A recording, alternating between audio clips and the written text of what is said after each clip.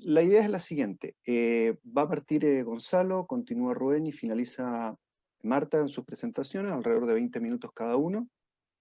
A continuación, vamos a hacer el turno de preguntas para efecto de generar una discusión. Y para este efecto les pido lo siguiente: si pueden ustedes, quienes estén interesados en realizar preguntas, que escriban por chat interno al Centro de Estudios de Derecho Penal, indicando su nombre, la institución a la cual pertenecen y a quién va dirigida la pregunta, para luego permitirle a quien esté interesado que pueda dirigir directamente la pregunta a alguno de nuestros expositores. Asimismo, pedirle bueno, que se mantengan durante las exposiciones en silencio y tampoco realicen comentarios a través del chat, por favor, porque a veces eso genera una distracción también a los expositores. Así que, sin más, damos comienzo y le damos la palabra al profesor Gonzalo Medina. Muchas gracias, muy buenas tardes.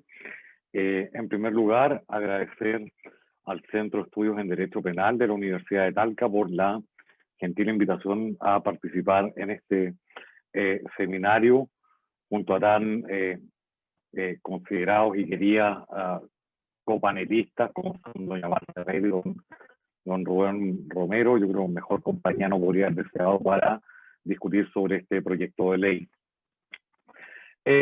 Mi exposición obviamente no va a ser una exposición detallada y sistemática de cada uno de los aspectos involucrados en el proyecto, sino más bien una visión general del mismo y la mención a algunos aspectos que me parecen particularmente interesantes y objeto de debate. Lo primero que llama la atención cuando uno se enfrenta a este mensaje del presidente de la República, de un proyecto destinado en principio a enfrentar la situación del estado de excepción constitucional y la catástrofe por calamidad pública, es que buena parte de las disposiciones en las cuales está estructurado no dicen relación estricto sensu con la existencia de un estado de excepción constitucional y una calamidad pública. Buena parte de las reformas, no todas, pero muchas de las reformas son reformas permanentes al ordenamiento procesal penal, mientras que algunas son estricto sensu sí modificaciones temporales de ciertas formas y en particular sobre especialmente plazos de funcionamiento del sistema procesal penal que pretenden hacerse cargo de el contexto de emergencia sanitaria en que nos encontramos.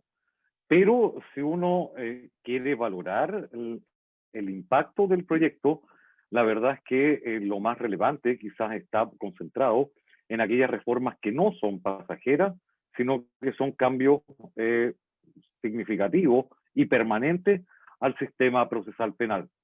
Por lo tanto, primero voy a referirme a estos cambios permanentes y después brevemente a algunos puntos relevantes también de los cambios transitorios. En los cambios permanentes, como bien lo enseñaba ya el profesor Carnevali, es una diversidad de materias las que se abordan, desde cuestiones vinculadas a las salidas alternativas, algunas cuestiones vinculadas a la audiencia de preparación de juicio oral y el contenido que puede tener esa audiencia, algunas cuestiones vinculadas a plazos de la misma en la elaboración de ciertos hitos procesales relevantes, y la cuestión vinculada esencialmente a la nulidad parcial y su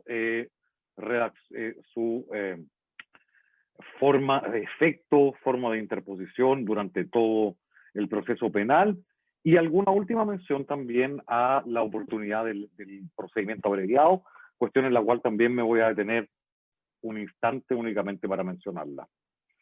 La primera cuestión que ya cabe llamar la atención tiene que ver con la ampliación de los del catálogo de delitos en materia susceptibles de un acuerdo reparatorio. Se modifica sustancialmente el catálogo de delitos de tal manera de incorporar entre los delitos susceptibles de esta forma de solución negociada del proceso penal a materias tan nuevas y disímiles como los delitos de amenaza, violación de domicilio, violaciones de secreto en sus diversas variantes en el Código Penal, en los delitos de la Ley de Propiedad Industrial y Propiedad Intelectual, como también algunas figuras vinculadas esencialmente a la privacidad, apertura y registro ilegal de correspondencia y los delitos del 161 A y B del Código Penal, que son más bien configuraciones de atentados contra la privacidad, y una configuración de atentado contra la libertad, con un antecedente de afectación en la privacidad o intimidad. Esto es de las reformas, más algunos catálogos de falta. Esto queda dentro de las reformas permanentes del Código Procesal Penal. Aquí hay una cuestión, en principio, conceptual que discutir, y es sobre cuál es el sentido que le vamos a empezar a dar a la idea del acuerdo reparatorio, y si, al parecer, si la idea inspiradora detrás de la ampliación del catálogo de esta forma de solución es la idea de la disponibilidad respecto de la titularidad del bien jurídico, que es objeto de esta forma de justicia negociada, entonces la discusión es un poco pobre. O sea, creo yo que el catálogo que hay ahí es un catálogo que en modo alguno cierra el debate sobre el problema de la disponibilidad de la titularidad de un bien jurídico. O sea, uno podría entender que la privacidad cabe dentro de aquello, uno podría discutir que ciertas afectaciones menores a la libertad, y eso habría que además ver la regulación o la compleja regulación de los delitos de amenaza en el Código Penal chileno, y esto es la doble posibilidad de tutela de la tranquilidad por un lado y de la libertad como bien jurídico. ¿Cuál es la naturaleza que hay, por ejemplo, los delitos de propiedad industrial, donde sí hay, por ejemplo, un delito de acción penal privada de instancia previa, con lo cual uno vuelve a entrar en la idea de disponibilidad? Pero la cuestión es, ¿se habría requerido quizás, antes de emprender una reforma como esta, un levantamiento más orgánico y sistemático de dónde vamos a decidir como legislador, o el legislador va a decidir que uno pueda admitir disponibilidad sobre los bienes jurídicos? Porque si es esta la función que hay ahí detrás, uno podría empezar a plantear, bueno, en ciertos casos de lesiones de baja entidad, ¿por qué no vamos a considerar también que hay posibilidad de predicar también en esos casos eminentemente también alguna forma de disposición de la titularidad del bien jurídico? Y uno podría empezar a realizar una serie de un catálogo amplio de otros delitos que podrían caber bajo la misma categoría. En principio es una reforma que tiene que ver también con la concepción que tenemos del proceso penal, porque en la medida en que ampliamos mayormente la posibilidad del acuerdo reparatorio como forma de solución, paralelamente lo que hay es un socavamiento de la facultad privativa, de alguna manera, del Ministerio Público como titular de la acción penal, del control del proceso penal.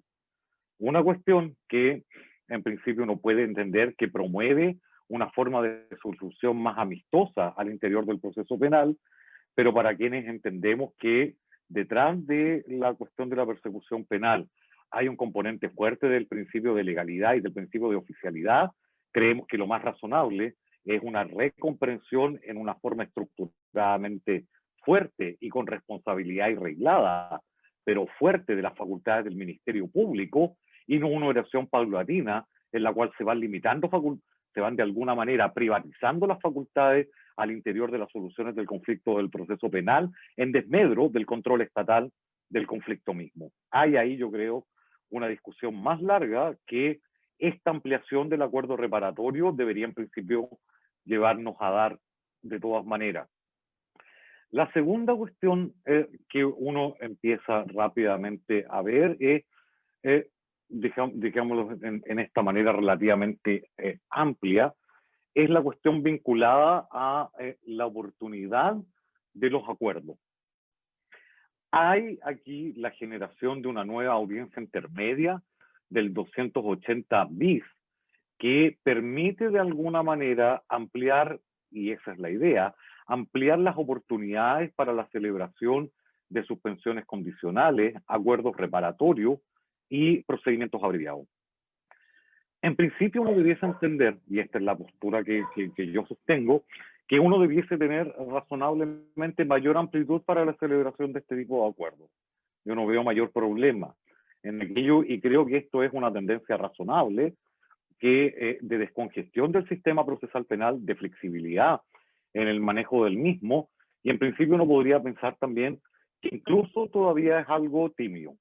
Yo soy de aquellos que piensan que incluso el abreviado es una solución que debería estar abierta en el transcurso del juicio oral y debería abrirse aquella posibilidad, con ciertos controles, obviamente, para evitar los problemas de contaminación del tribunal oral en lo penal, y eso implicaría, por ejemplo, generar una audiencia paralela con un juez de garantía que al efecto conoce ese tipo de arreglo, y eventualmente lo que uno podría discutir únicamente, o debería discutir únicamente, son reglas para desincentivar que la defensa retrase ese tipo de conversaciones hasta último momento del juicio, porque de otra manera uno puede producir el incentivo perverso para la defensa de retardar innecesariamente la búsqueda de una solución adecuada en ese sentido. Y esa es una cuestión que uno podría abrir razonablemente el debate, que debería ser una cuestión de regulación legal, con cierta forma de regulación de la estructura de incentivos dependiendo de la oportunidad de la celebración de los acuerdos,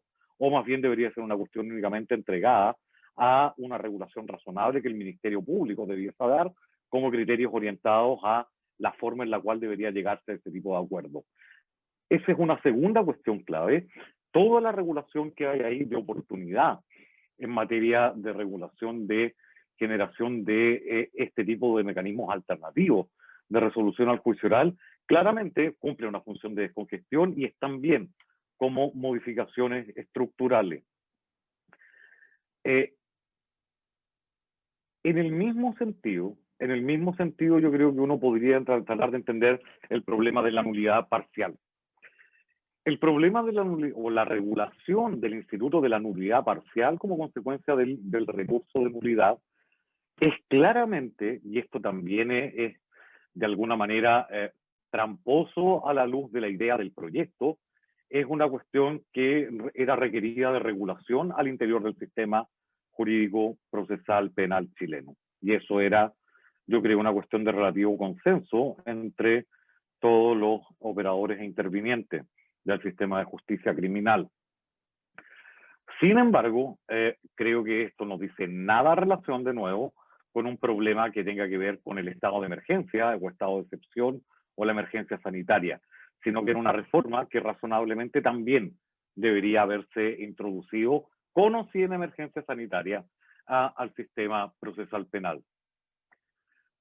Si uno lo ve de esa manera, la cuestión que queda, por así decirlo, por resolver es ¿por qué entonces solo esta reforma al sistema procesal penal, si es que en realidad el proyecto está abordando mucho más allá que las necesidades vinculadas a la emergencia sanitaria, y cuál es el criterio selectivo para decidir que ciertas reformas de fondo y permanentemente necesarias del sistema procesal penal es pertinente y oportuno discutirlas en esta oportunidad, mientras que otro tipo de reformas que podrían discutirse de igual manera no van a ser discutidas en esta oportunidad, quién sabe hasta cuándo, cuando tengamos la oportunidad nuevamente de abrir un debate sobre temas de reforma procesal, o si no, más bien sería necesario restringirse por ahora a las cuestiones meramente urgentes y entonces preocuparnos de hacer una reforma en serio, estructural, de todos aquellos vacíos que veamos en materia procesal penal.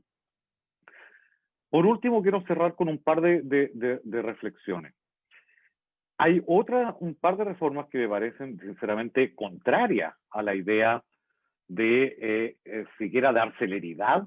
Una de ellas introducida como reforma permanente, que es la obligatoriedad de la presencia del imputado durante toda la audiencia de preparación de juicio oral, que entiendo que hay ya una indicación del senador Bianchi para corregir esto en la tramitación del proyecto, porque la verdad es que uno logra entender la lógica cuando se abre la oportunidad que durante esa audiencia se puedan celebrar formas de salida alternativa en el proceso penal o solución del conflicto que requieran de la voluntad del imputado, pero entonces lo razonable es hacerlos comparecer únicamente a efectos de prestar su consentimiento en ese tipo de cuestiones.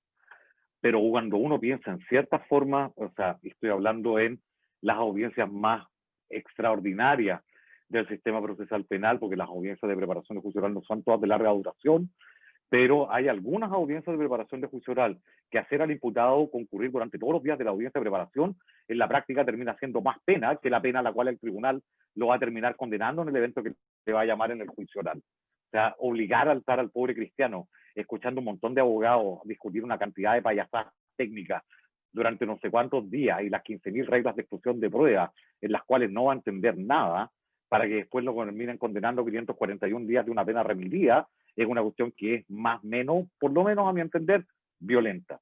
Y eso uno no solo no ayuda a la celeridad de los juicios, sino que yo creo que al contrario va a producir más interrupciones todavía, con lo cual creo que es una regla que razonablemente espero sea corregida en la tramitación. Y el último punto que sí me parece interesante tiene que ver con las reglas transitorias.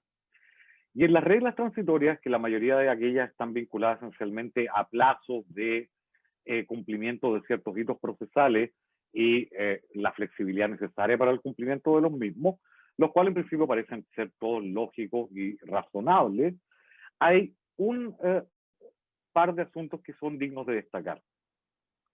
Uno es que como regla transitoria quedan ciertas actuaciones que se pueden resolver por escrito, que se trata de resolver por escrito las solicitudes de mero trámite de nuevo día y hora para realizar audiencias que no sea requisito la presencia del imputado o de notificación por correo electrónico, el artículo 31 del Código Procesal Penal. Yo creo que aquí esto definitivamente es una regla que debería pasar a ser no una regla transitoria, sino una regla permanente.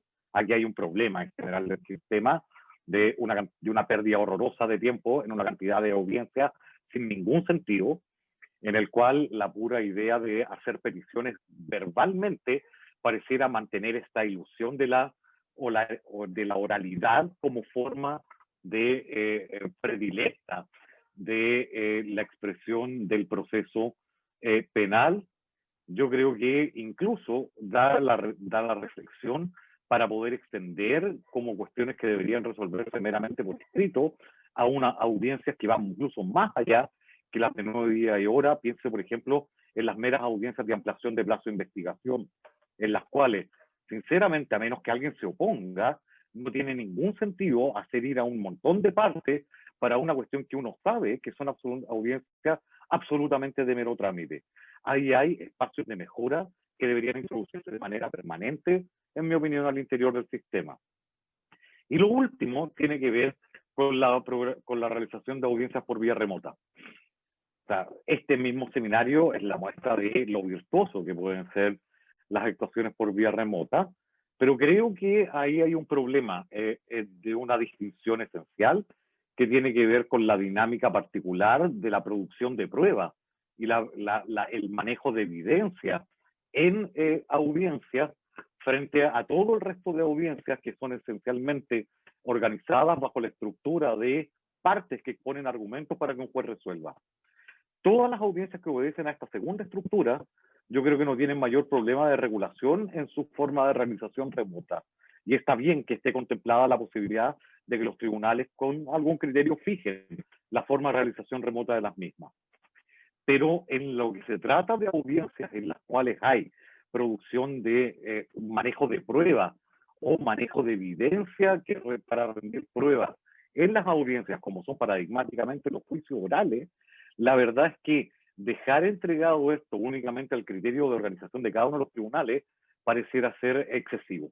Y ahí es donde uno debiese poder lograr una mínima regulación de puntos imprescindibles, de formas de realización de los mismos y algún mínimo ámbito de regulación legal de la forma de realización de audiencias telemáticas, porque la dinámica de realización de las mismas no puede quedar entregada únicamente a la buena voluntad y a los criterios que cada uno de los tribunales vaya elaborando. Ahí yo creo que hay claramente un espacio que tampoco debería ser una regla únicamente transitoria, sino que podría estudiarse como una regla permanente en la medida en que pudiera dotarse de una regulación razonable, legal, a la forma que debieran cumplir mínimamente la forma remota de realización de audiencias que obedezcan a esa forma de interacción de los intervinientes.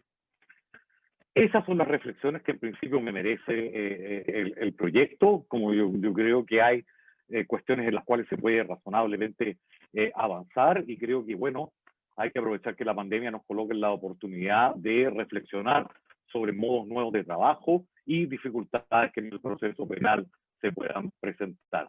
Muchas gracias a ustedes por la atención. Bueno, muchas gracias, Gonzalo. Recibe un aplauso virtual por tu exposición, a que no podemos hacerlo de otra manera. Estamos. Bueno, muchísimas gracias, Gonzalo. Vamos a darle la palabra ahora a Rubén Romero, quien va además a hacer una presentación por PowerPoint. Rubén, por favor.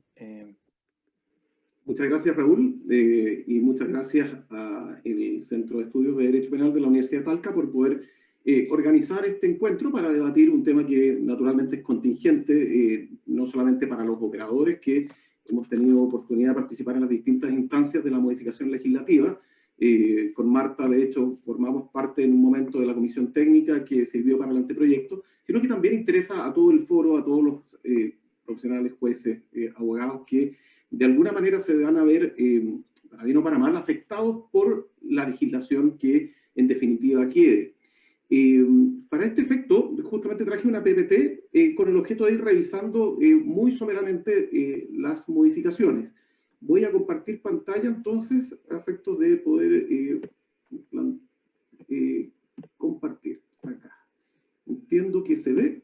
Sí, sí se ve, Rubén. Ya. Vamos a ir entonces ahí sí, perfecto, viendo los proyectos que se han presentado, porque estamos hablando de dos proyectos que dicen relación con la manera de enfrentar la contingencia sanitaria y el estado de catástrofe.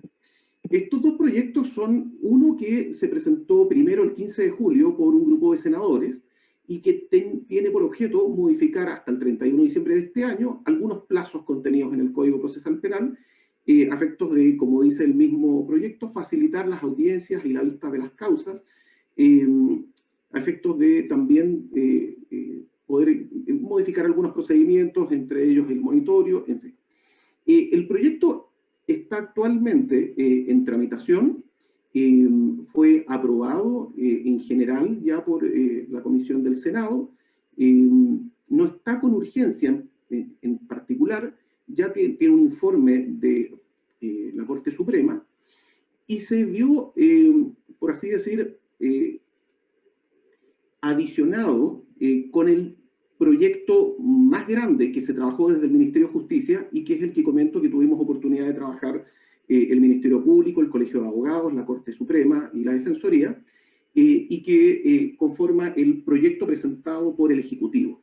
El presidente de la República presenta por vía mensaje el 1 de septiembre al Senado en primer trámite constitucional este proyecto que tiene por objeto modificar distintos cuerpos legales, no solamente, como vamos a ver, en materia penal, sino que todo el sistema de justicia, a efectos de enfrentar, dice el proyecto, el impacto que tiene la crisis sanitaria y poder hacer frente con eficiencia a toda esta sobrecarga y retraso que va a haber finalmente en el sistema. Ese es el sentido que tiene y que tuvo la creación de esta comisión y la legislación.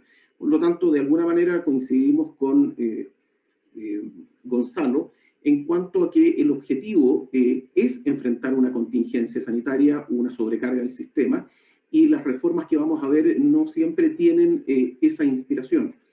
Este proyecto tuvo una aprobación en general por parte de la Comisión de Constitución del Senado.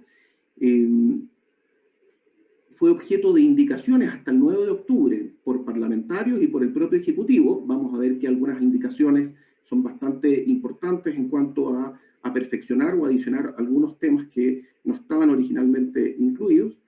Y vuelve a la Comisión de Constitución para el segundo informe, la discusión ya en particular, y está con carácter de suma urgencia. Después de la dictación del segundo estado de catástrofe, bajó de discusión inmediata a suma urgencia, y en consecuencia está próximo a comenzar a discutirse, por lo tanto, es bien contingente lo que vamos ahora a comentar. Voy a hacer respecto de este proyecto, que es el más grande, y de alguna manera el de los senadores se adicionó y se están tramitando de manera conjunta. Voy a hacer un pequeño paneo de cuáles son su estructura. En general, este proyecto modifica bastantes cuerpos legales. Solamente nos vamos a referir naturalmente al Código Procesal Penal y hay una modificación pequeña a la 20.084. Pero podemos ver en estos 9 artículos se modifican también el CPC, la Ley de Procedimientos Juzgados de Familia, Código del Trabajo, Código Orgánico de Tribunales, Policía Local, en fin. Y luego viene un título segundo que tiene 17 disposiciones transitorias. Estas disposiciones transitorias, vamos a ver acá, que en general vamos a revisar solo 11, que son las más pertinentes. Las otras 6 son más de carácter administrativo. Y como indiqué, solamente vamos a revisar el artículo primero y el segundo, que dice relación con el Código Procesal Penal y la 20.084. Aquí hago una revisión muy rápida de cuáles son las 14 modificaciones permanentes que contiene el proyecto respecto del Código Procesal Penal. Y así vemos lo que refirió Gonzalo en el numeral primero. Se modifica el catálogo de los delitos susceptibles de acuerdo reparatorio. También se modifica las posibilidades que tiene la víctima respecto del incumplimiento del acuerdo reparatorio. Se incluye la posibilidad de las salidas alternativas, suspensión y acuerdo entre la audiencia de preparación y el envío de la autoapertura al tribunal oral. Se establece la comparecencia obligatoria del imputado en la audiencia de preparación de juicio oral, y también dice relación con lo que mencionó Gonzalo. Se establece esta nueva audiencia intermedia para efectos del abreviado, la suspensión condicional, el acuerdo reparatorio o la convención probatoria, entre la audiencia de preparación y el envío de la autoapertura. Y la lógica que tiene, y es la que se discutió, es que una vez que se dicta la autoapertura en la audiencia de preparación, este puede ser apelado. Apelado que sea sube la Corte resuelve lo que, si incluye o excluye finalmente los debates que fueron planteados en la APJO. Y luego, naturalmente, el escenario que vuelve a garantía puede ser distinto. Puede generar un tablero de ajedrez probatorio distinto para cada parte, y al que se fue inicialmente a la Corte. Y por lo tanto, la posibilidad de reevaluar, la posibilidad de una abreviada, una suspensión, una convención probatoria, se le pretende otorgar nuevamente a los intervinientes para ver posibilidades de dar un término anticipado. Bueno, se modifica el plazo del Tribunal de Garantía para enviar la autoapertura, el plazo de la redacción de la sentencia en ordinario. Vienen una serie de modificaciones en materia de nulidad parcial, que algunas de ellas refirió Gonzalo también. Dentro de estas modificaciones son todas modificaciones que en su momento eran muy necesarias para clarificar este debate doctrinario y también jurisprudencial sobre si era factible anular respecto de ciertos imputados y respecto de ciertos delitos. Ahora queda claramente autorizado, y para incorporar el concepto se modifican una serie de normas. Se agrega también una precisión respecto del plazo de reacción del simplificado y la oportunidad del abreviado en los mismos términos de la audiencia intermedia, a efectos de dar esa posibilidad de llegar a un abreviado después de la audiencia de preparación. Luego, en la 20.084, simplemente se modifica el plazo de suspensión, de la suspensión condicional del procedimiento, al cual refiere el artículo 41, entre 6 y 12 meses.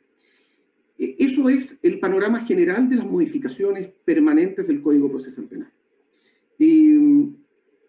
Luego vienen las disposiciones transitorias que nos referiremos posteriormente. Pero aquí una reflexión que uno puede hacer es que muchas de estas modificaciones permanentes, sin duda que eran necesarias. Sin embargo, en la misma línea también de lo que decía Gonzalo, lo necesario en esta instancia, cuya inspiración, esta instancia de modificación, era la contingencia sanitaria, muchas de estas modificaciones permanentes habrían requerido un espacio mucho mayor para poder estudiarse, trabajarse, y por supuesto agregarse otras modificaciones que también son necesarias y que son de carácter permanente. Hubo muchas cosas que se discutieron, no todas se incorporaron en el proyecto. Por ejemplo, el mismo Colegio de Abogados planteaba mucho la necesidad de modificar el 258, el relativo al forzamiento de la acusación. Sin embargo, finalmente no fue incluido. Y cosas que no se discutieron, sí se incluyeron, como por ejemplo, lo que es el juicio oral. El juicio oral, la manera como se reenvía finalmente su organización y su realización a los tribunales de manera muy gruesa, habría requerido sin duda una un mucho mayor detalle y debate que estuvo totalmente ausente. Por lo tanto, una primera reflexión es que para modificaciones permanentes, el contexto de urgencia, el contexto de la pandemia, no era lo más idóneo, porque quedan muchas otras cosas pendientes por incorporar. El tiempo para poder debatirla, sin duda que es no de carácter urgente, sino que requiere mucho mayor incorporación de opiniones, la posibilidad de escuchar en mayor número de sesiones, como se proyecta, lo que es una modificación más sistemática, más consistente, más transversal a todas las, ciertamente, modificaciones permanentes necesarias que se requerirían, pero que fusionarlo con lo que es lo contingente, lo urgente, no nos parece lo más adecuado. Por lo tanto, una posibilidad de poder dividir el proyecto y dejar con una marcha más lenta para efectos de trabajarla con mayor dedicación, porque es necesaria y se tiene que realizar, pero no con la urgencia de lo que es lo inmediato y lo urgente. Me refiero a lo inmediato y urgente justamente con el título segundo, disposiciones transitorias, y que solamente, como indiqué, son 17, vamos a revisar 11. ¿Y cuáles son? En primer lugar, las modificaciones transitorias que vamos a ver duran un año, desde el cese del estado de catástrofe, su prórroga. En segundo lugar, la citación de la audiencia de preparación de juicio oral, que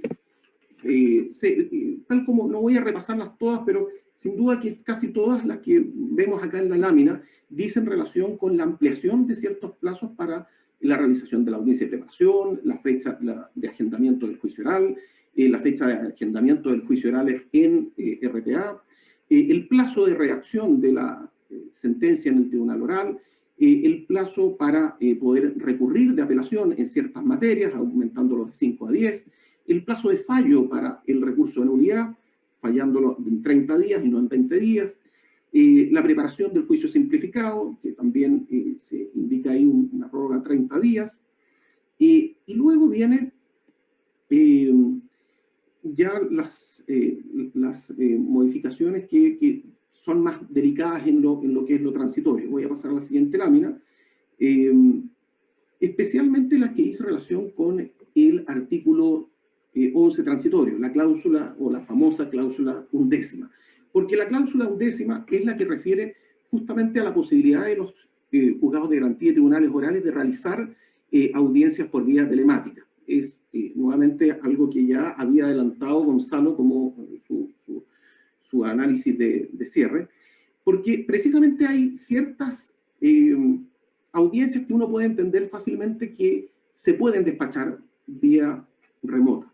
Y acá, de hecho, las detallo. Están desagregadas para efectos de que tengamos una idea. No las voy a repasar, pero si ustedes ven los contenidos, casi todas son de mera tramitación, algunos aspectos de fondo, pero por supuesto que la audiencia más importante, que es la audiencia de juicio oral, es la que se regula en los incisos finales de este artículo, de esta cláusula transitoria.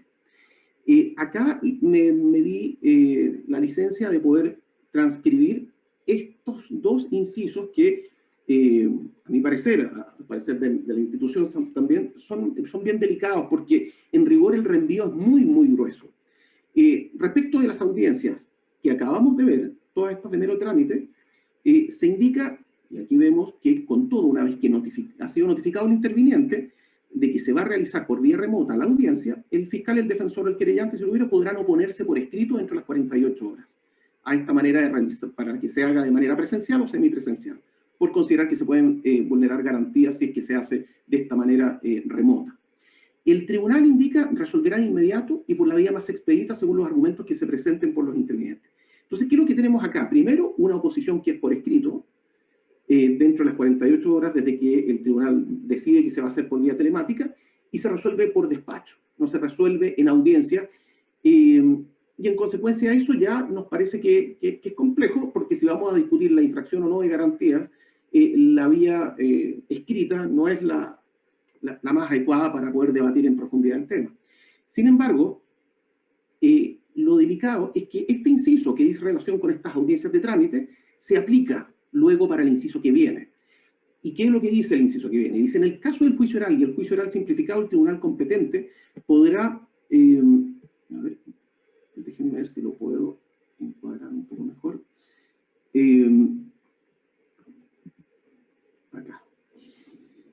Dice, el tribunal competente podrá decretar su desarrollo vía remota o de manera semipresencial cuando existiera acuerdo entre el fiscal, el defensor y el querellante.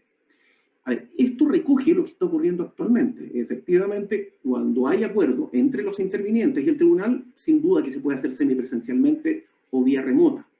El problema es cuando la naturaleza del caso, complejo, no permite al interviniente, especialmente, como decía Gonzalo también, cuando se trata de juicios con una complejidad probatoria muy alta, no es factible poder litigarlo por vía remota.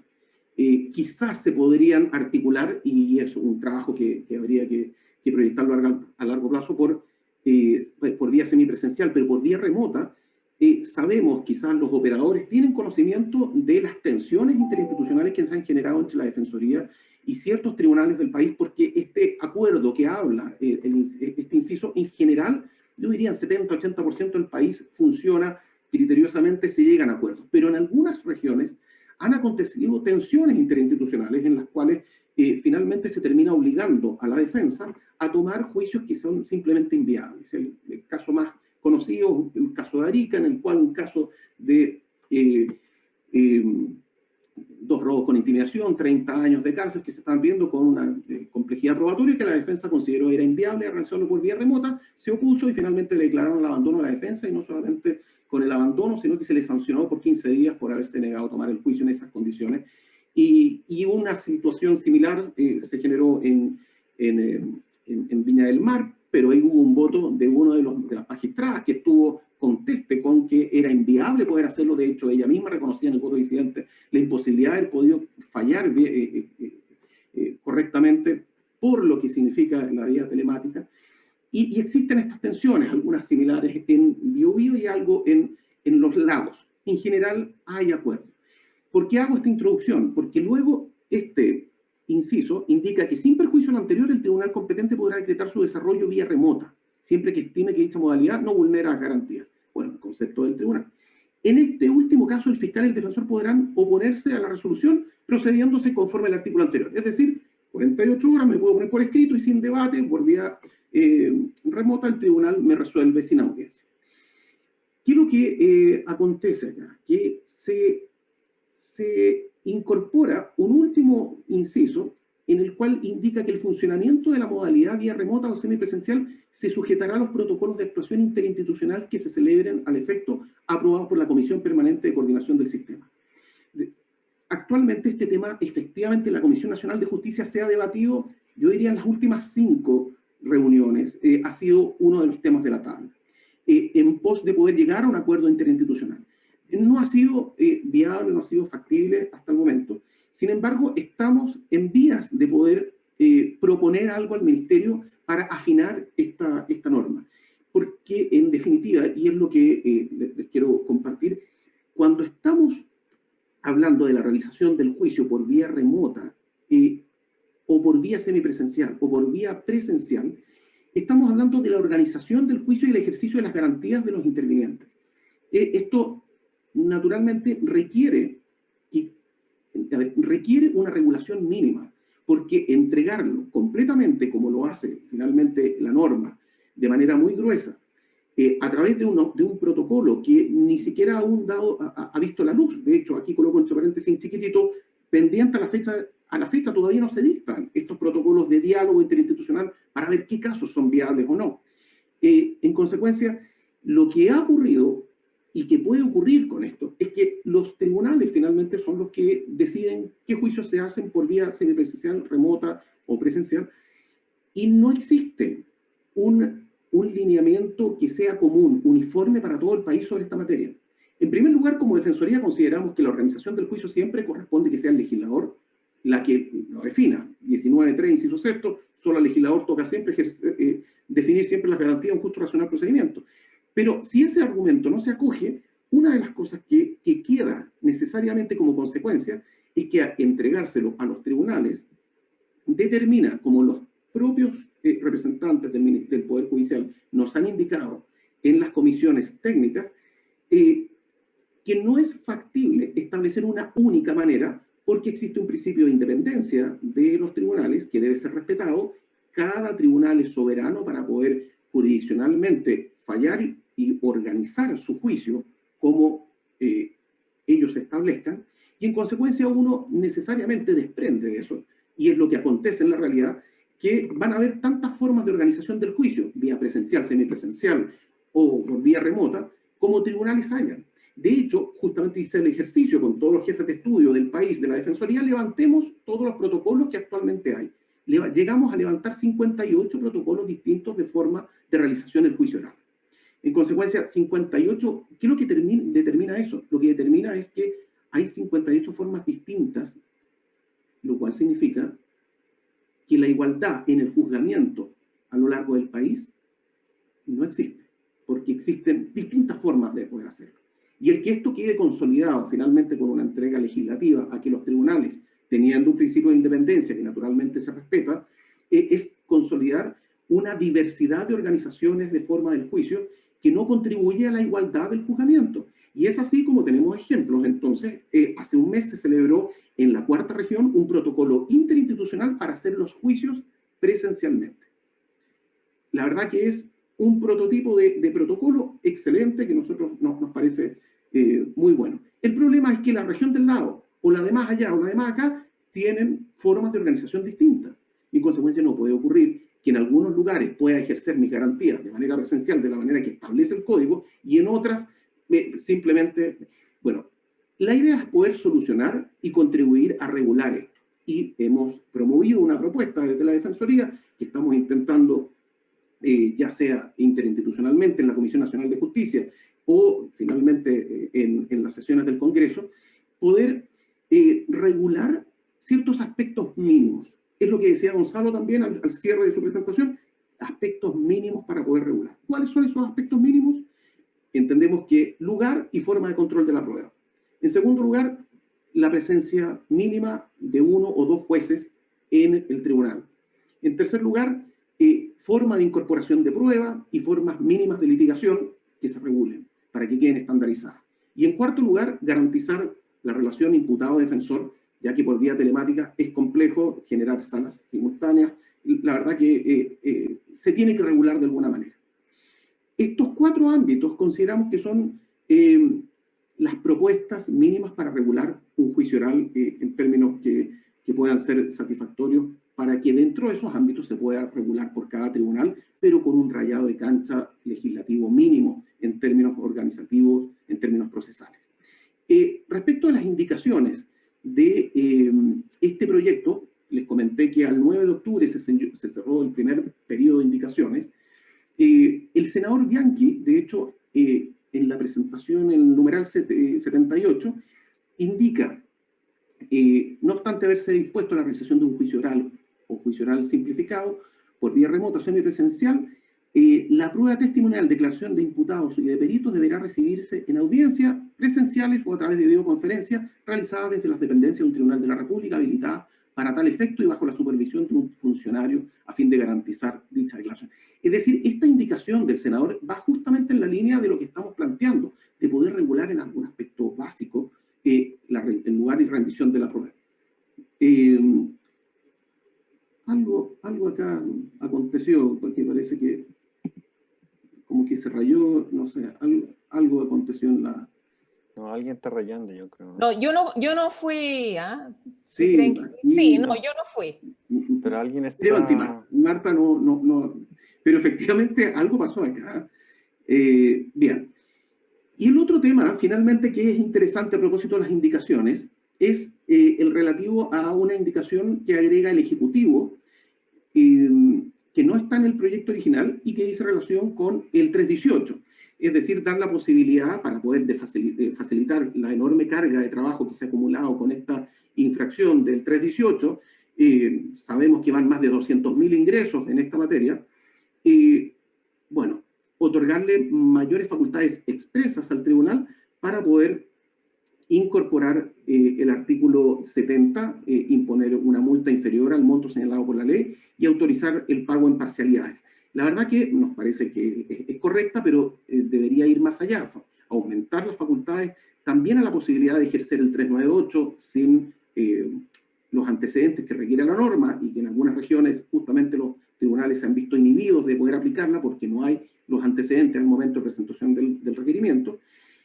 También dar la facultad expresa al tribunal para que se haga cargo de uno de los aspectos más sensibles que tiene el 318, es que por mucho que me rebajen la pena de multa, que ya es una pena actualmente altísima, ustedes saben que parten 300.000 pesos, en 6 UTM hasta 200, ya es una pena muy alta. Si se logra rebajar o a través del criterio jurisdiccional,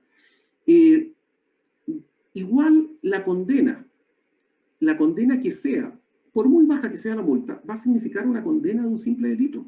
En tiempos de pandemia en que muchas personas han perdido su fuente laboral y se tienen que reinsertar, tienen que postular a trabajos, tener una condena de un simple delito sin duda que no facilita la reinserción, especialmente con un delito que se incurre a propósito muchas veces de tener que salir para lograr el sustento familiar.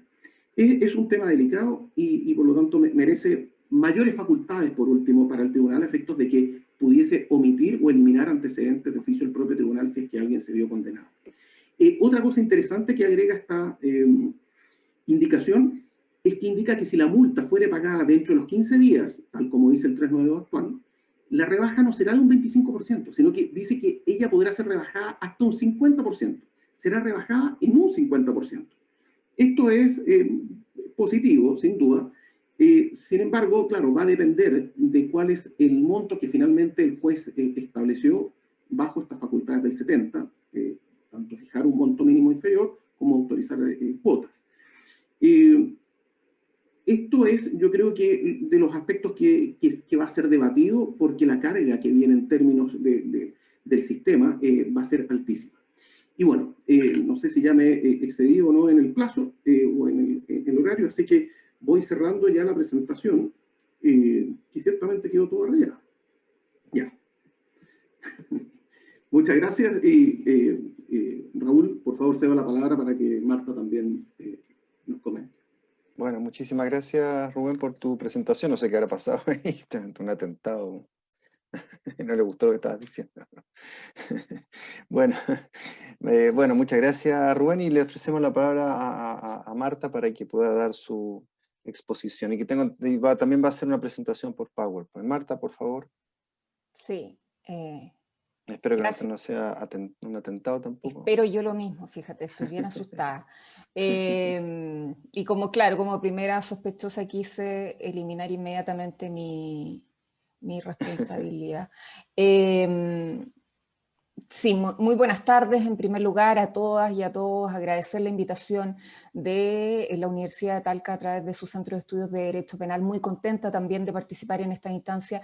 No sé si lo decía Raúl o Osvaldo, pero efectivamente me di cuenta en el momento que lo dijeron que nos falta más un poco hablar de estos temas. Bueno, con Rubén lo estuvimos hablando un par de meses, digamos, pero efectivamente estas conversaciones que teníamos muchísimo al inicio del sistema, ¿no? Y que se generaban muchos diálogos de este tipo, han empezado a reemplazarse o se reemplazaron de plano por cuestiones de derecho penal sustantivo y en definitiva uno se da cuenta que discute mucho menos de estas cuestiones, así que qué bueno tener la oportunidad.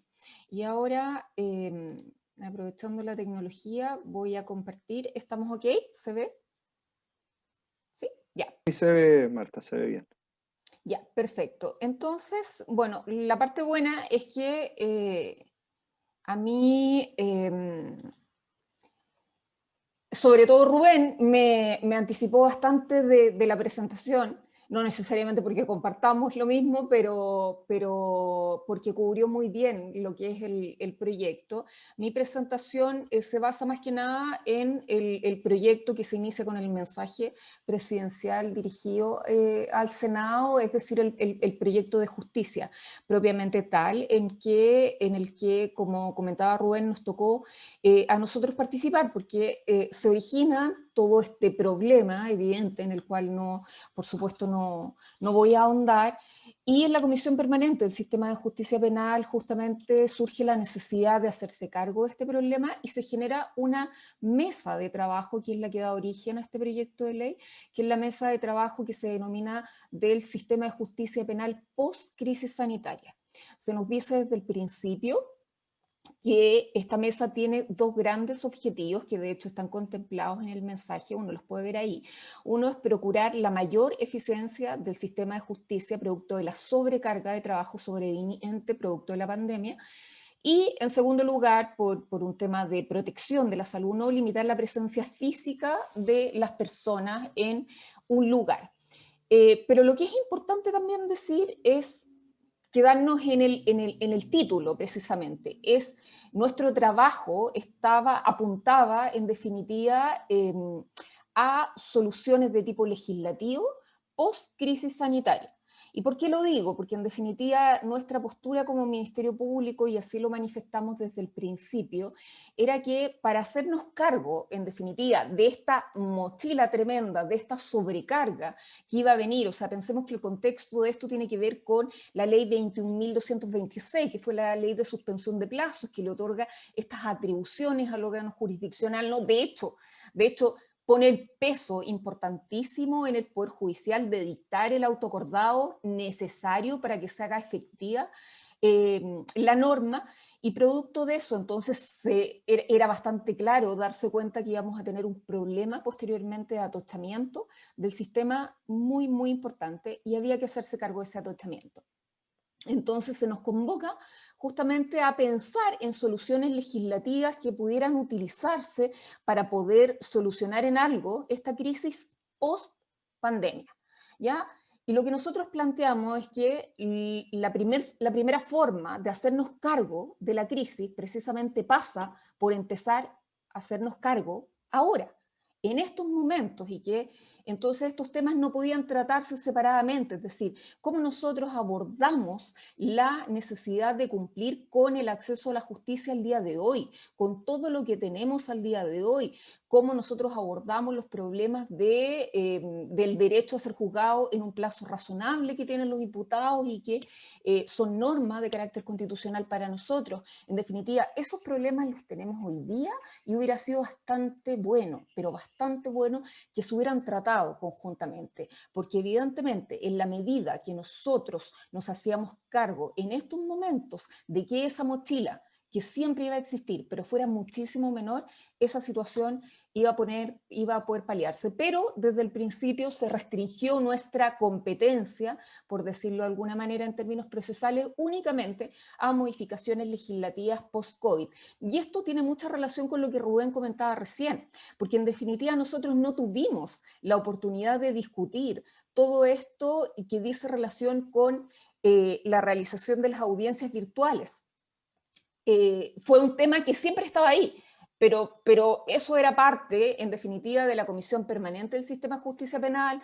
Estamos trabajando en un protocolo, estamos trabajando en un acuerdo, así que no pensemos en eso. Y lo digo porque de hecho estoy de acuerdo con muchas de las cosas que Rubén plantea, y sobre todo estoy de acuerdo que ahí, y siempre lo he dicho, digamos, está el núcleo esencial del problema que tenemos el día de hoy. Digamos, cómo regulamos eso, y quizás lo que yo lamento es no haber tenido más tiempo para discutir precisamente esos aspectos, digamos, de cómo efectivamente nos ponemos de acuerdo en lo que nos podemos poner de acuerdo, y bueno, y lo demás se tendrá que definir simplemente respecto de la mejor forma de realización de las audiencias, procurando, por supuesto, el respeto de los derechos de todos los intervinientes en el proceso, y haber dedicado el tiempo a eso, y quizás no a lo que fue el resultado de este proyecto, que en definitiva aquí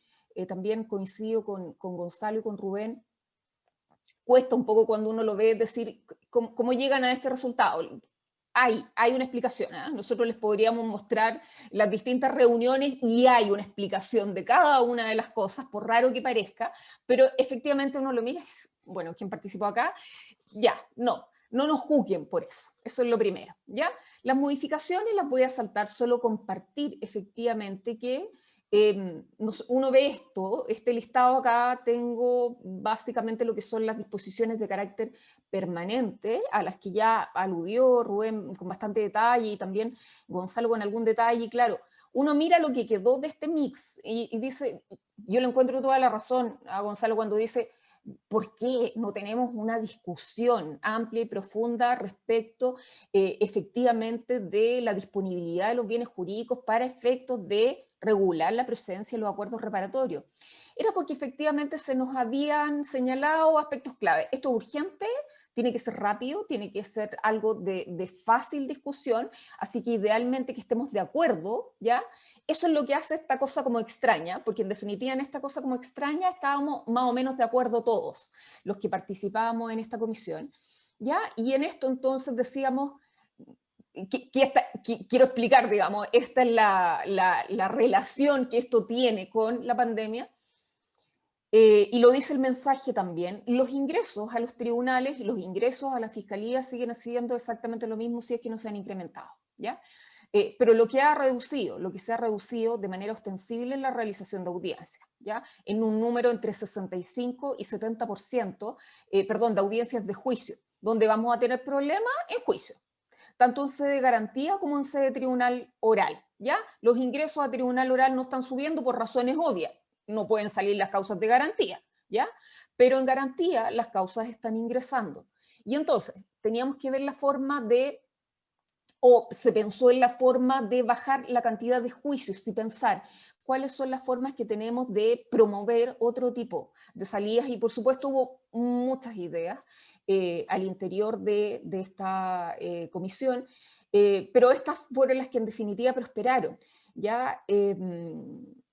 Y lo mismo tiene que ver con esto que yo también comparto, de hecho, de la presencia del imputado en la audiencia de preparación de juicio oral, porque la idea no era, nunca fue que estuviera presente en toda la audiencia. De hecho, la idea surge precisamente porque se ponían muchos ejemplos, porque estábamos operadores del sistema y se ponían muchos ejemplos de ciertas audiencias de juicio oral que nunca debieron realizarse, que en realidad uno podía ver ahí a los jueces de tribunal oral mientras pasaba todo lo que tenía que pasar en términos de producción de prueba y los veía como, ¿por qué estamos acá? O sea, esto debió haber salido por un abreviado, esto debió haber salido por otra cosa. Y entonces, tratando de buscarle soluciones a ese tema, habíamos propuesto la posibilidad de que las convenciones probatorias se pudieran también decretar al inicio de la audiencia de juicio oral. Pero eso nos producía problemas procesales bastante importantes, que tenía que ver con que, en definitiva, el auto de apertura de juicio oral, que era una sentencia interlocutoria de la segunda clase y que producía cosa juzgada, por lo tanto, iba a ser modificada, ¿ya? O sea, teníamos que hablar de otras modificaciones, o sea, no era una cosa tan simple. Por lo tanto, llegamos a esta posibilidad de, bueno, pero es que si yo tengo al imputado al inicio del APJO, al inicio, que ese era el objetivo, si lo tengo al inicio del APJO, puedo asegurarme de que existan salidas alternativas, de que exista un abreviado, de que existan convenciones probatorias. Si no se puede, bueno, ya, se va y seguimos con lo nuestro. Pero ese era el objetivo, y ese era el objetivo en materia de acuerdos reparatorios, de salidas alternativas en general, porque también hay una modificación para la suspensión condicional en caso de responsabilidad penal adolescente, pero básicamente ese era el objetivo, que es un misceláneo bastante raro, lo podemos reconocer, sin duda que eso es así, pero tiene que ver con que el objetivo era obtener una modificación rápida, y esa modificación rápida para el Ministerio de Justicia pasaba por un consenso, y se llegó a esto. Justamente la pregunta, y por eso planteaba lo de la lámina anterior en relación a cómo, por qué no nos estamos haciendo cargo ahora, más bien, del problema, es porque uno mira este listado en modificaciones permanentes y también un poco en modificaciones transitorias, y, y no obstante que uno las pueda valorar en su aporte a contribuir a una rebaja de la cantidad de audiencia, ya sea de juicios orales simplificados o abreviados. La verdad es que parece que es poco, ese aporte es poco, en definitiva. Lo que quiero decir es que este proyecto aporta poco en ese sentido. Las modificaciones transitorias, distintas modificaciones de fecha, ya sea para las realizaciones de audiencia, de dictación de fallos, incluso la interposición de recursos, los casos de actuaciones que pueden resolverse por escrito, que pueden realizarse vía remota, y actuaciones que pueden resolverse por un solo juez, bueno, y el plazo que ya se señalaba. ¿Cuál fue el contexto de nuestra participación? Bueno, lo que nosotros quisimos desde el principio siempre fue participar en esta mesa y en toda esta discusión, no como Ministerio Público, sino más bien como una contribución al sistema de justicia criminal, porque nos preocupa fuertemente, no solo por la cantidad de trabajo que vamos a tener después, que van a tener nuestros fiscales y funcionarios después, sino por el sistema, porque para todos, por lo menos los que estamos acá en el panel, todos, no obstante ser muy jóvenes, digamos, partimos hace mucho tiempo en esto, y por lo tanto uno quiere el sistema con todos sus defectos, con todas las cosas que uno le pueda criticar, y por lo tanto hay ahí una preocupación de cuidemos nuestro sistema está en peligro. En el fondo era eso, pero por supuesto, como vamos con este rol casi, por supuesto, porque igual uno es Ministerio Público, ya, pero en este rol casi neutro vamos con pleno respeto a los derechos de todos los intervinientes en el proceso. Por lo tanto, en cada una de las modificaciones que nosotros propusimos o aprobamos o apoyamos, siempre estuvo presente el respeto, por supuesto, al debido proceso, particularmente en sus componentes más importantes como la contradicción, el derecho a defensa, particularmente en cuanto a permitir el control, la fiscalización de la prueba contraria, la inmediación, la oralidad y la publicidad. Y también promover el efectivo acceso a la justicia. Eso es algo que quizás nosotros vemos más de cerca, porque si bien desde el día 1 nuestro primer fiscal nacional decía que los fiscales no son abogados de las víctimas, pero sí tenemos mayor cercanía con eso. Es decir, siempre estamos preocupados de la situación del imputado y con toda razón. Es el poder del Estado el que se dirige, ¿no? Toda la pretensión punitiva estatal la que se está dirigiendo contra un ciudadano. Tenemos que equilibrar su situación. Sin duda que es así, pero también aquí hay otros intereses en juego. También hay personas que han visto vulnerados sus derechos, también han visto vulnerados sus bienes jurídicos de manera importante y también tienen derecho a obtener una respuesta del órgano jurisdiccional. Eso tampoco lo podemos olvidar. Pueden no estar efectivamente en un mismo nivel, pero eso tampoco lo podemos olvidar. Las personas tienen derecho a acceder a la justicia y el acceso a la justicia es un deber que también es reconocido por el Pacto San José, como la protección judicial en su artículo 25, eso está presente y por lo tanto es algo que nos importa mucho a nosotros. ¿Ya? Y desde esa perspectiva nosotros miramos precisamente lo que es la resolución misma del conflicto penal que tiene que ver con juicios, ¿ya? Y habíamos hecho una propuesta en materia de procedimientos abreviados que quizás no nos convencía 100%, pero en definitiva sí apuntaba fuertemente, de manera transitoria, a lo menos, a solucionar esto de necesitamos que la gente, que le señalé como objetivo, necesitamos que la gente no esté físicamente presente en las audiencias y por lo tanto, y no gratuitamente, sino que también tomando algo que ya se había originado a propósito de la 20.931, a propósito de la agenda corta, el procedimiento abreviado pudiera ser aplicable a lo menos en esta época, digamos, transitoriamente, a casos que estuvieran sancionados con penas de hasta 10 años de presidio mayor en su grado mínimo. Eso lo habíamos propuesto y no prosperó y bueno, ahí estuvo mucho rato de la discusión y ahí llegamos a esta audiencia intermedia que fue lo que pudimos conseguir. Y en materia de juicios simplificados, nosotros también hicimos una propuesta, o sea, en realidad planteamos un problema. Nos demoramos mucho en hacer una propuesta, quiero reconocer inmediatamente la responsabilidad en eso, pero sí planteamos inmediatamente el problema desde el principio. Y estas son las indicaciones que a Rubén le parecieron que no eran relevantes. Bueno, a nosotros nos parece que son sumamente relevantes, completamente omitidas en la presentación de Rubén, pero bueno, están aquí presentes. Porque el problema que tenemos con el procedimiento simplificado no es un problema pandemia, es un problema pre-pandemia. Y así lo señalamos desde el principio. Es un problema absolutamente pre-pandemia que se va a ver agravado con la situación de pandemia, particularmente por lo que ocurre efectivamente con el incremento, bueno, de hecho, la aparición primero y luego el incremento de los ingresos por artículo 318 del Código Penal. Que como ustedes saben tiene esta regulación extraña de que es un simple delito respecto del cual procede el procedimiento monitorio, pero seguramente todos los monitorios que se han cursado, porque no hay suspensión de plazos para esos efectos en la ley 21.226, van a ser reclamados porque sí hay suspensión de ese plazo en la ley 21.226 y eso significará que todos ellos se van a transformar en definitiva en procedimientos simplificados. ¿Ya? Pero yo quiero ser bastante categórica, majadera casi en este tema.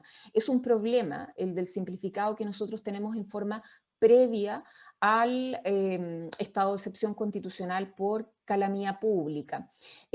No sé, no tengo un claro registro de cuándo empezó a aparecer. Hay un estudio muy interesante, muy interesante que se los recomiendo, que debe estar en internet, del profesor Javier Bilenman de la Universidad Adolfo Ibáñez, que trata precisamente el procedimiento simplificado y los resultados que está teniendo.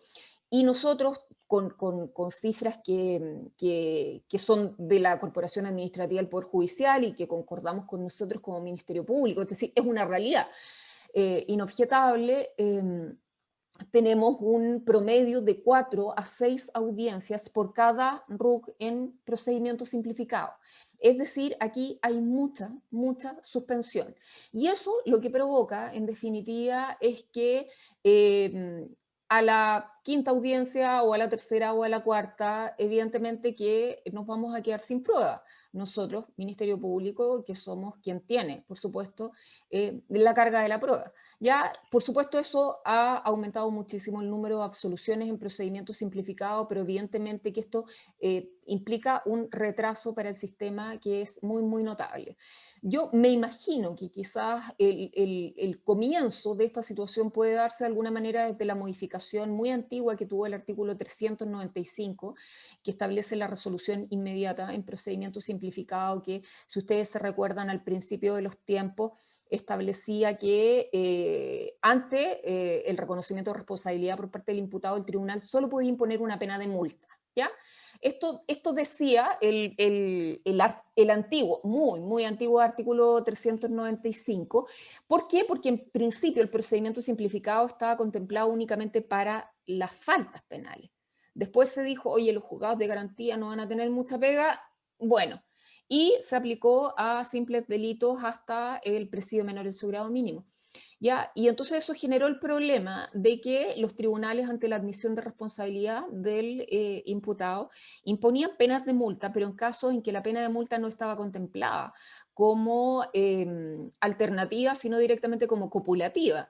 E incluso en casos en que ninguna parte estaba contemplada la pena de multa. Hubo un caso incluso de abuso sexual antes de la modificación de la 19.927, cuando tenía la pena mucho más baja, en que ante la admisión de responsabilidad se le sancionó al imputado una pena de multa. O sea, realmente aberrante. Bueno, esto llegó a la Corte Suprema, si ustedes recuerdan, la Corte Suprema se pronunció en pleno ante jurisprudencia contradictoria, pero bueno, se modifica el artículo 395 y lo que nos queda es poco incentivo para que efectivamente el imputado admita responsabilidad. Por lo tanto, la propuesta que nosotros hicimos y abrimos nuevamente el debate, y son las indicaciones que nosotros queremos relevar, que son las del Ejecutivo, reabrimos el debate con esta propuesta de indicaciones que ya están contempladas en el proyecto, estableciendo un incentivo para la resolución inmediata en el procedimiento simplificado de rebaja de la pena, en los mismos términos que de hecho ahora está contemplado para la agenda corta. O sea, ¿por qué va a estar contemplado para esto y no para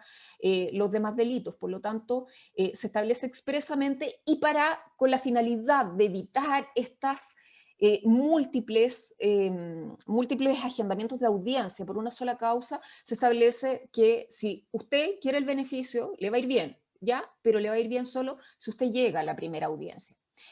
Y esta dilación también se producía porque teníamos una audiencia, en realidad no teníamos, estoy siendo muy positiva, tenemos una audiencia para que el imputado nos diga si acepta responsabilidad, no acepto, ya. Entonces después vamos a preparar el juicio simplificado, ya. 2 meses después preparamos el juicio simplificado y después hacemos la audiencia de juicio simplificado. Bueno, ahora y en resumen todo eso viene en la misma audiencia de 395. Ya todo eso viene en la misma audiencia de 395, salvo, por supuesto, que esa audiencia sea la audiencia de control de detención, porque evidentemente en ese caso no ha habido posibilidad de preparar absolutamente nada. Pero en los otros casos sí, en los otros casos pasaron 2 meses, 3 meses, quizás cuántos, ahora que vamos a tener la crisis que tenemos en el agendamiento de audiencia con los tribunales. ¿Ya? Por lo tanto, es perfectamente posible que se pueda llegar con todo preparado. ¿Ya? Así que esas son las indicaciones que nos parecen más importantes precisamente a nosotros, y luego está esta transitoria que ya Rubén mencionaba. Pero yo me quiero detener también, justamente como si nos hubiéramos puesto de acuerdo, en las audiencias por vía remota, ¿ya? Porque efectivamente, y como lo decía desde el principio, nosotros como Ministerio Público creemos que aquí está en buena parte la forma de solución, no de solución absoluta, por supuesto que no, ninguna solución por sí sola además podría ser efectiva, pero una solución que de buena manera podría contribuir a esta materia. Y entonces el análisis lo hacemos en la promoción, en definitiva, de las audiencias por vía remota. Y al respecto, ¿qué decimos básicamente? Esto como reglas generales, por supuesto, no puede haber ninguna regla absoluta. Yo estoy en desacuerdo con reglas absolutas, o sea, tampoco estoy diciendo que quede todo sujeto a la discrecionalidad del tribunal. Hay que fijar parámetros, por cierto, pero que quede claro desde ya que voy a hablar en términos generales. Lo primero, me parece que hay que tener claro es que el principio básico en materia de producción de prueba está consagrado en nuestro código en el inciso segundo del artículo 340, ¿ya? Que nos dice que el tribunal formará su convicción sobre la base de la prueba producida durante el juicio oral. Por lo tanto, aquí apunta nuestro legislador procesal penal a la aptitud que tiene la prueba para poder formar la convicción del tribunal. O sea, a lo que el código, que es un código procesal, no es un código de procedimiento, no apunta a formalidades, ya a lo que apunta es a que en definitiva nada interfiera, nada manipule, nada controle ese poder persuasivo que la prueba tiene para efectos de que le llegue al tribunal. El tribunal verá cómo le llega efectivamente, él verá cómo forma su convicción, eso es lo que quiero decir. Pero en definitiva eso es lo que el legislador protege.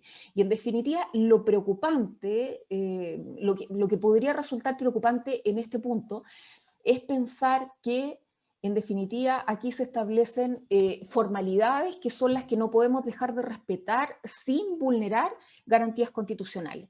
Ese eslogan, digamos, es el que nos resulta preocupante, porque claro que es bonito, claro que es grato hablar de derechos humanos, de derechos fundamentales, eso siempre va a ser bien visto, pero no lo es en cambio, o nos parece preocupante en cambio, que eso simplemente pueda llegar a etiquetarse. Lo que quiero decir es que sería un retroceso para el sistema, para cualquier sistema, en definitiva, elevar las formas procesales por las solas formas procesales. ¿Ya? Las formas procesales solo valen en la medida que efectivamente estén ahí para resguardar los derechos fundamentales de las personas.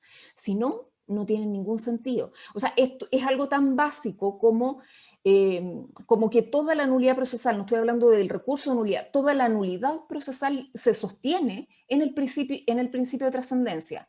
No hay nulidad sin perjuicio.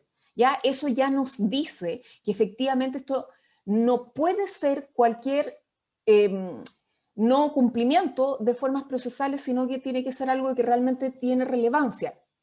Entonces nuestra pregunta en todo este tiempo, porque sí, yo discrepo de que exista tanto acuerdo para la realización de audiencias como lo hace Rubén, la pregunta todo este tiempo es ¿cuáles son las garantías que efectivamente se han visto vulneradas? Y por supuesto, ¿cómo?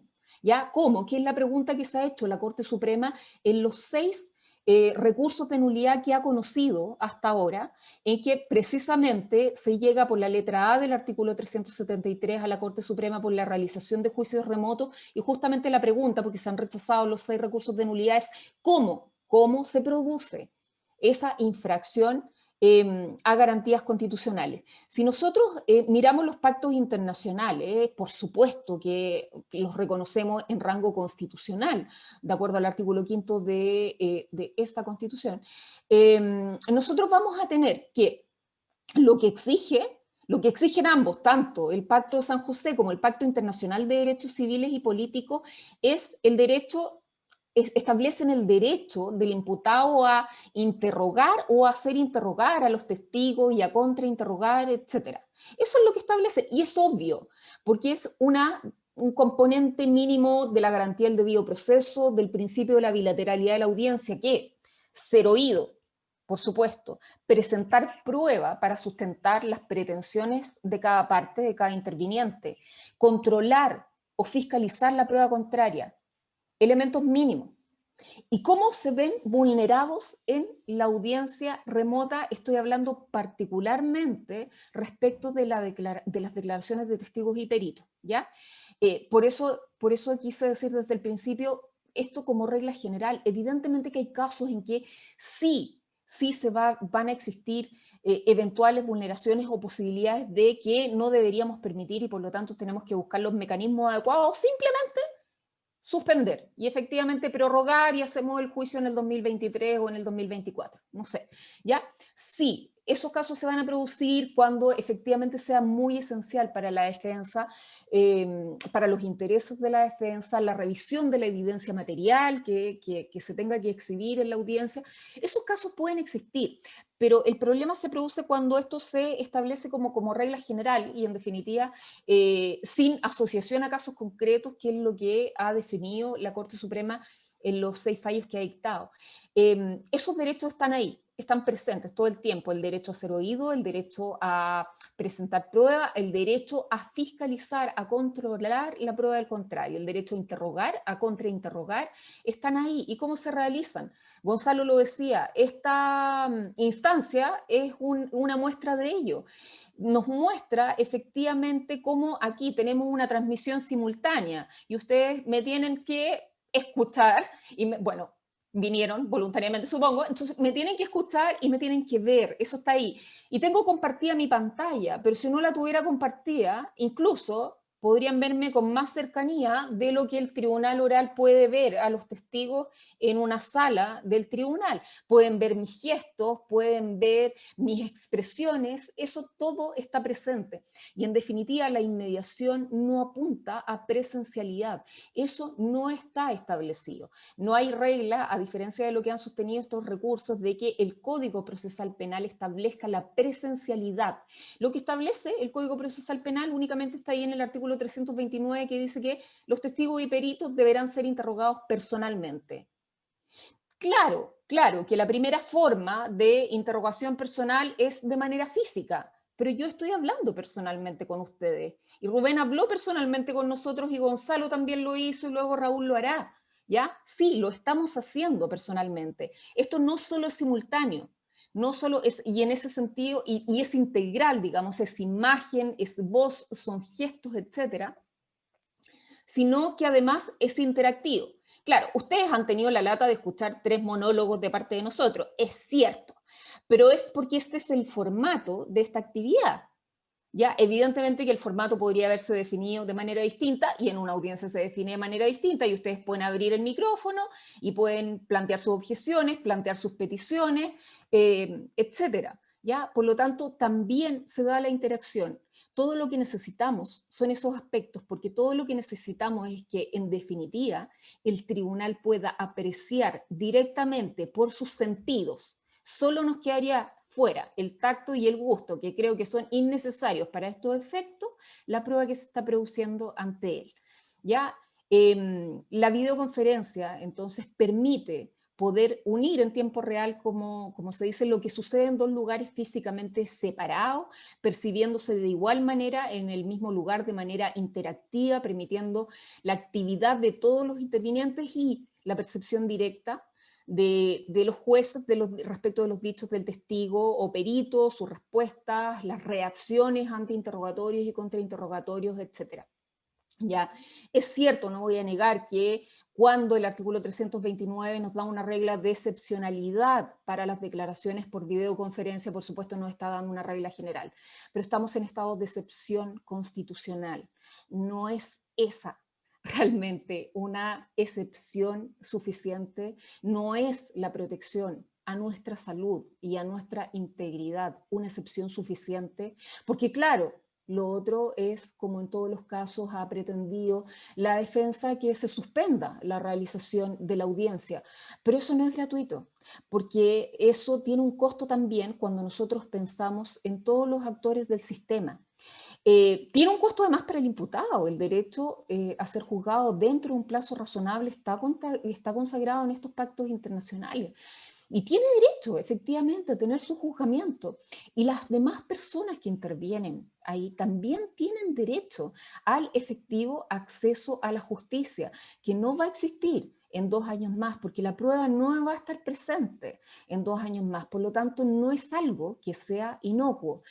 En cambio, cuando nosotros decimos, o cuando se sostiene, hay una vulneración a garantías fundamentales cuando se recibe la prueba por videoconferencia, nosotros sí lo invertimos eso, porque sabemos que para estos efectos esta infracción debe ser sustancial. Hay un perjuicio que debiera radicar en que si esto no hubiera ocurrido, el resultado del juicio es distinto. En eso estamos pensando. Por lo tanto, si nosotros hiciéramos el ejercicio de decir, a ver, si estos testigos y estos peritos que ayudaron al tribunal a formar su convicción acusadora, no hubieran declarado por Zoom y hubieran declarado en el tribunal, ya hubieran declarado lo mismo, hubieran declarado de la misma forma. Lo más probable es que se les hubiera absuelto. Sin duda que no. Sin duda que no. La misma declaración, pero vista de quizás hasta un pelito más lejos, no sé. Ya no va a cambiar la situación. No va a cambiar en general, insisto, hay casos excepcionales y por lo tanto yo comparto absolutamente con Rubén sí la necesidad de generar ciertos parámetros mínimos y por eso digo, lo que yo lamento es que no hubiéramos ocupado este tiempo en discutir eso y hacernos cargo del problema desde ahora, trabajar en eso realmente. Hay cuestiones fundamentales que no pueden dejarse de lado, el derecho del imputado a conferenciar con su abogado en todo momento, primer tema que tenemos que tener resuelto efectivamente para la realización de las audiencias remotas, los mecanismos necesarios para evitar que los testigos en definitiva estén influenciados en sus testimonios, en los que estén declarando, etcétera, y varios de los temas que Rubén señalaba. Efectivamente yo comparto que tenemos que hacer eso y que debimos haberlo estado haciendo hace mucho tiempo, digamos, ese es el punto.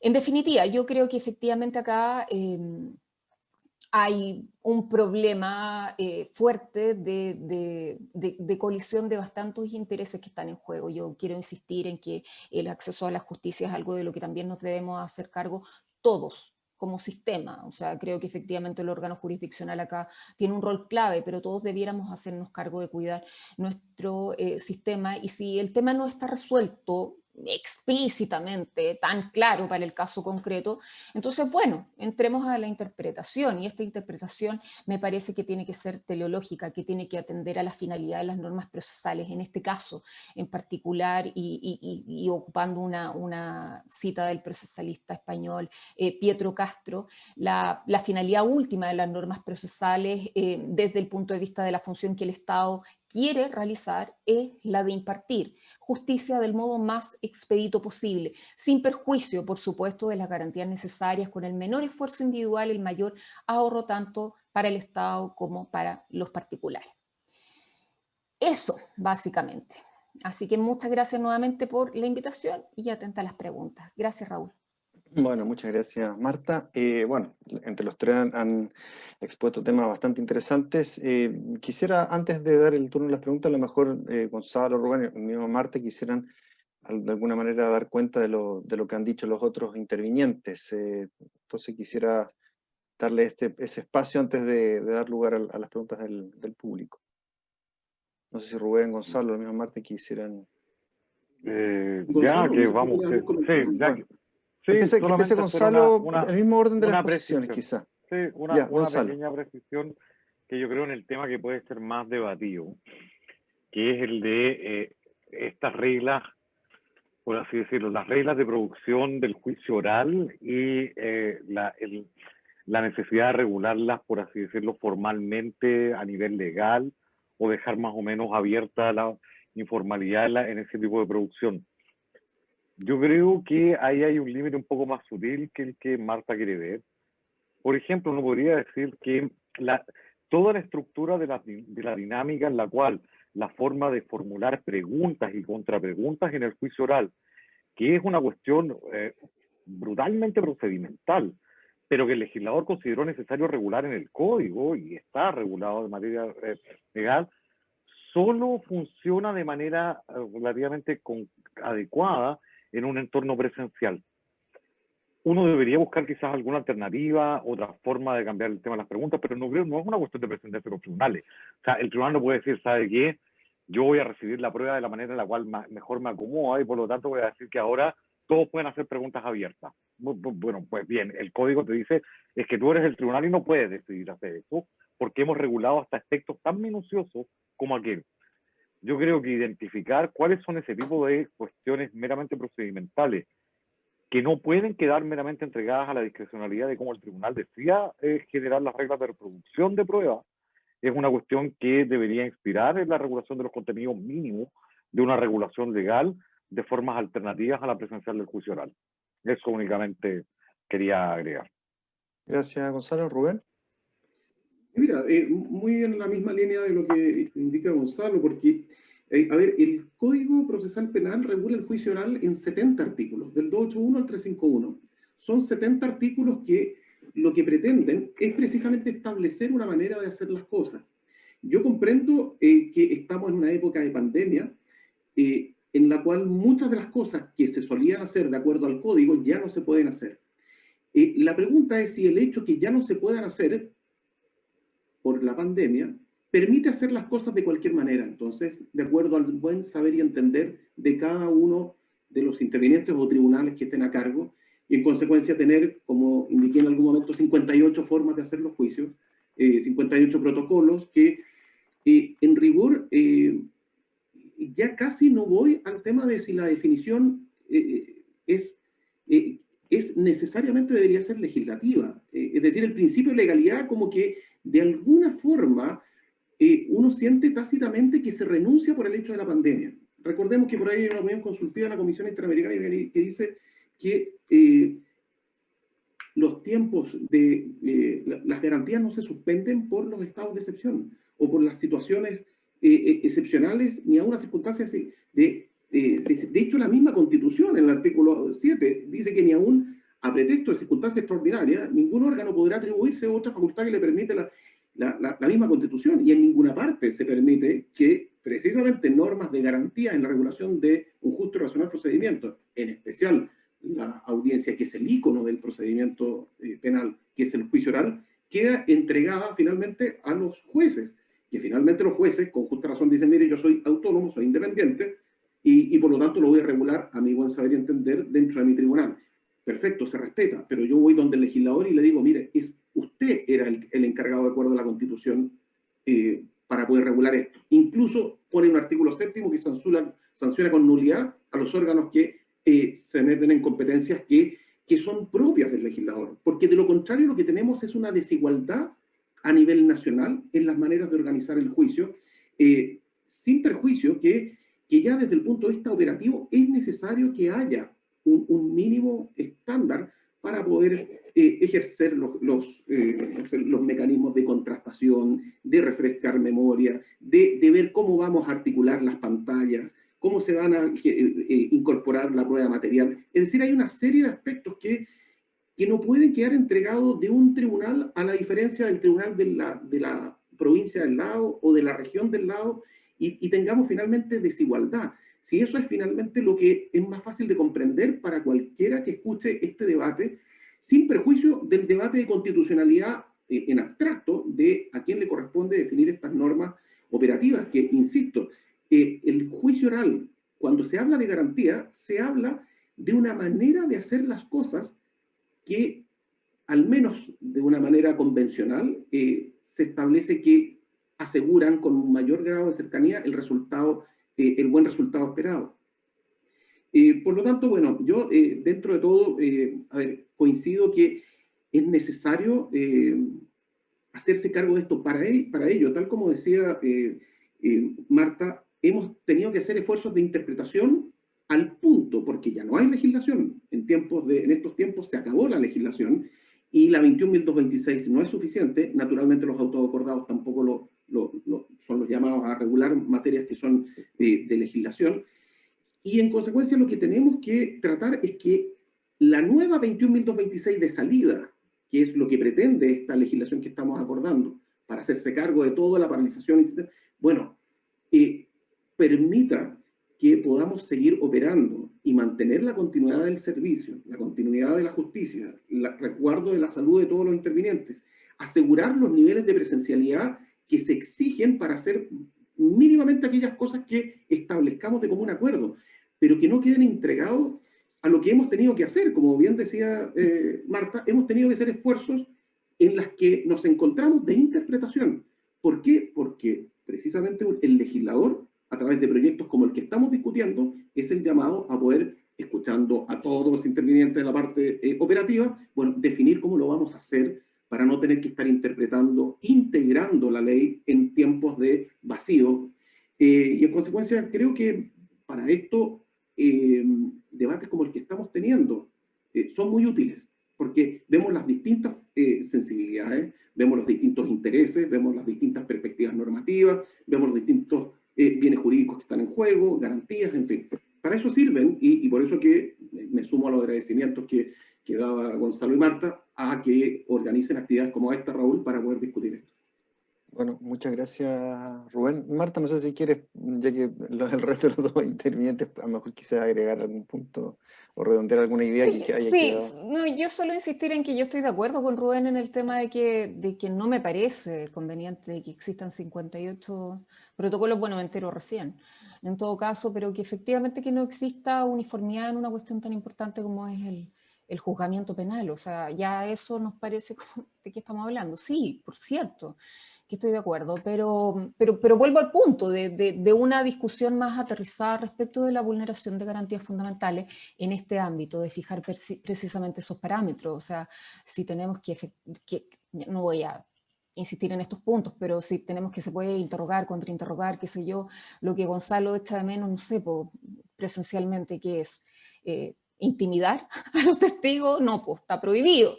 ¿Ah? Precisamente el Código Procesal Penal lo prohíbe, y precisamente lo que se destaca respecto de este tipo de mecanismos, que tampoco yo, por favor, que no me malinterpreten, no estoy sosteniendo como de aquí en adelante quedémonos todos en la casa realizando las audiencias y nunca más salgamos, no, en absoluto. Estoy hablando, por supuesto, a todos nos parece que es mucho mejor la realización de los juicios ahí, íntegramente presenciales. Yo creo que todos estamos de acuerdo en eso. Estamos hablando simplemente de una situación de excepción, pero en general en los países en que se ha tratado este tema, en España existen pronunciamientos de cómo precisamente las audiencias vía remota, las audiencias telemáticas, en definitiva, lo que dan a testigos y particularmente a víctimas es mayor seguridad respecto de su participación. O sea, también tenemos un efecto de evitar la revictimización, que significa ir a una audiencia con lo nerviosa que estoy, con lo que ya me pasó. Es decir, también podemos tener efectos positivos para el lado contrario, insisto, sin que yo quiera estar defendiendo esto en carácter de permanente, pero justamente cuando decimos, bueno, es que hay cosas que no se pueden hacer por vía remota. Sí, claro que me resulta más difícil estar atormentando al testigo por vía remota, pero yo supongo que esa no es la idea, ¿no? Entonces, insisto, me hubiera gustado que hubiéramos tenido mucho más tiempo los que participamos en esto, de haber estado discutiendo este tema, y por lo mismo también tomo las palabras finales de Rubén. Qué bueno que tuvimos esta instancia para poder conversarlo. Eso, gracias, Raúl. Bueno, muchísimas gracias. Bueno, ahora doy espacio a quien quiera realizar alguna pregunta de los asistentes. Que lo hagan directamente, sí, o que saquen el silencio y la hagan directamente. Mostremos la interacción del sistema. Exactamente, ¿Ya? eso es lo que está diciendo mostremos la Marta, interacción porque del sistema. efectivamente que no estamos viendo nuestras Marta, emociones. no, que Marta los intimida. No, no, sí. Creo que no, creo que es al revés.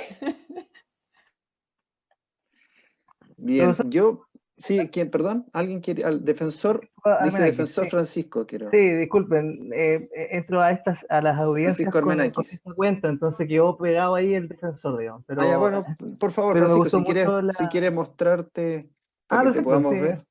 Sí, creo que es para que, como dice Marta, podamos interactuar, que demuestre que el sistema funciona.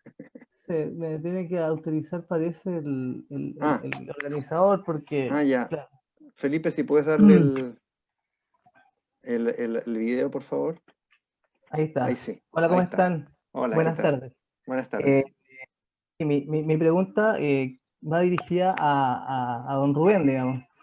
Y es la siguiente, ¿qué pasa cuando yo le explico toda esta, en definitiva, falencia o carencias que vemos como defensor y aprensiones que tenemos respecto de cómo llevar a cabo el juicio oral vía remota, cómo hacemos en definitiva el 336, cómo hacemos el 332? Le hago la visita de cárcel, le cuento todo y él me dice que quiere hacer el juicio, que en definitiva corre el riesgo, que asume en definitiva que él quiere ser juzgado, como decía la representante del Ministerio Público, lo antes posible, porque entiende que igual tiene posibilidades, digamos. ¿Cómo respondemos como defensa a eso? Porque yo entiendo que prima la defensa material por sobre la técnica, o sea, si mi representado, yo habiéndole informado digamos, completamente cuáles son los riesgos o cuáles son los temores que tenemos como defensa técnica, si él decide hacer el juicio, prima, en este caso, la voluntad de nuestro usuario. Esa es la pregunta que le hago a don Rubén. Pero absolutamente, tal como tú lo has dicho, Francisco, en todas las discusiones que hemos tenido internamente dentro de la Defensoría e históricamente, para nosotros la voluntad del imputado siempre es lo primero, incluso sobre los estándares que podamos internamente, ya sea de gestión, todo va, se supone, nuestros estándares técnicos de usuario y los estándares de defensa, están en función y para la satisfacción del imputado. Lo importante siempre es que esa voluntad que me manifieste el imputado sea una voluntad con conocimiento y libre y espontánea. Con conocimiento me refiero a que justamente tú como defensor le hayas explicado cuáles son los costos, lo que significa hacer un juicio de tal o cual manera. Lo importante es que él tome la decisión informadamente. Naturalmente que el imputado uno supone que está sin ningún tipo de dificultad para poder comprender y en consecuencia siempre la voluntad es lo primero que nosotros somos un mandatario judicial, en consecuencia para nosotros la voluntad es lo que manda, más allá de cualquier consideración que podamos tener en abstracto sobre el tema. Raúl, gracias. ¿Sí? Yo voy a hacer una pregunta. Es a los tres. ¿Sí? Una va específica a Rubén y otra a los tres, quien quiera responderme. Porque recuerdo en un momento la discusión que fue, yo creo que bastante fuerte respecto a las declaraciones de menores en delitos sexuales, para no tener que, ¿no es cierto?, declarar en juicio. Y ahí justamente se tomó ciertos resguardos, más bien desde la idea de, ¿no es cierto?, evitar algunos problemas que podrían suscitarse por este tipo de declaraciones.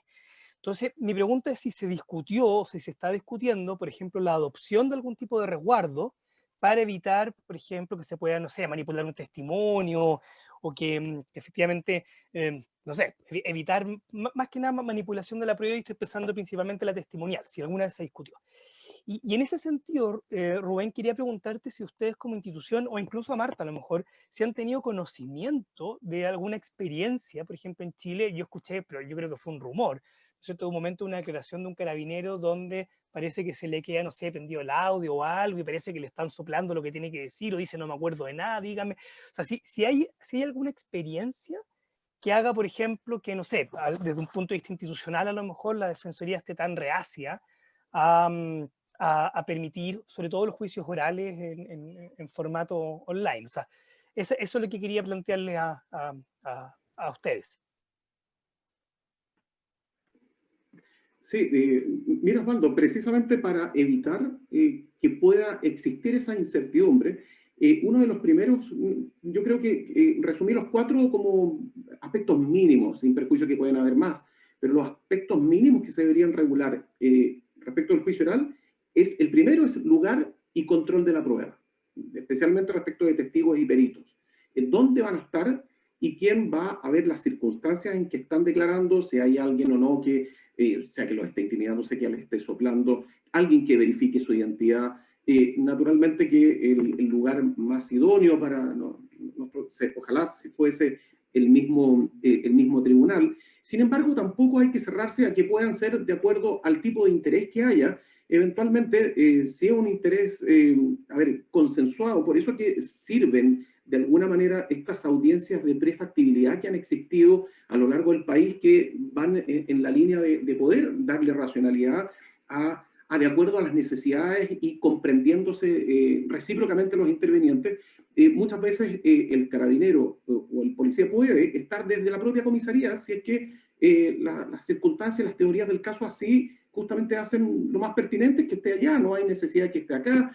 Creo que es importante, incluso respecto del propio tribunal. El fallo que les comenté de Viña del Mar es bien interesante porque el voto disidente de la magistrada Nash hace presente la dificultad que tiene para poder presenciar el juicio cuando uno de los jueces tiene abierto el Word, porque tiene que estar redactando.